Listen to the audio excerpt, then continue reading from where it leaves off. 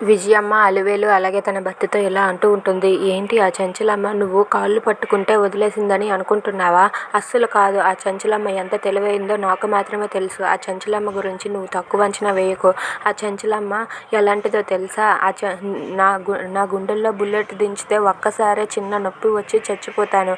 అదే రచ్చబండకు ఎక్కించి అందరి ముందు నిలబెట్టి చంపితే అది వేరేగా ఉంటుంది కదా. నాకు నేనే కావాలనే ఉరి తీసుకుంటాను. అందరి ముందు పరువు పోయింది అని చెప్పి అవన్నీ భరించలేక నేనే ఉరి తీసుకుంటాను. అందుకే రచ్చబండకు ఎక్కించాలని ఆ చంచలమ్మ ప్రయత్నిస్తుంది. అందుకే నన్ను చంపకుండా ఆపింది. నువ్వు కాళ్ళు పట్టుకున్నంత మాత్రాన చంచలమ్మ గుండె ఏమి కరిగిపోలేదు.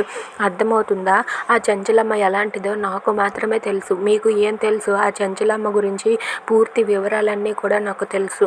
ఆ చంచలమ్మ ఎలాంటి పనులు చేస్తుందో, ఎలాంటి ఆలోచిస్తుందో అన్నీ కూడా నాకే తెలుసు అని చెప్పి విజయమ్మ అంటుంది. అది విని అలివేలు అలాగే వాళ్ళ నాన్న ఒక్కసారిగా షాక్ అయి అలా ఉండిపోతారు.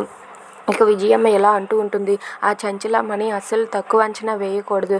తన కొడుకును చంపింది విజయమ్మే అని ఈ ఊరు జనం మొత్తం తెలియాలి. అప్పుడు అందరూ కూడా నమస్కారం విజయమ్మ గారు అన్న వాళ్ళందరూ కూడా చీ విజయమ్మ గారు అని అనిపించేలా చెయ్యాలి. అందుకే ఆ చంచలమ్మ ఇలాంటి ప్లాన్ వేసింది. రచ్చబండకి ఎక్కిస్తే తెలియని వాళ్ళెవరూ ఉండరు కదా. అందుకే ఈ చంచలమ్మ ఇలా చేసింది. ఆ చంచలమ్మ ఎత్తుగడలన్నీ కూడా నాకు తెలుసు అని చెప్పి విజయమ్మ అంటూ ఉంటుంది. అది విని అలివేలు అలాగే వాళ్ళ నాన్న ఒక్కసారిగా షాక్ అయ్యి అలా ఉండిపోతారు. Please subscribe our channel.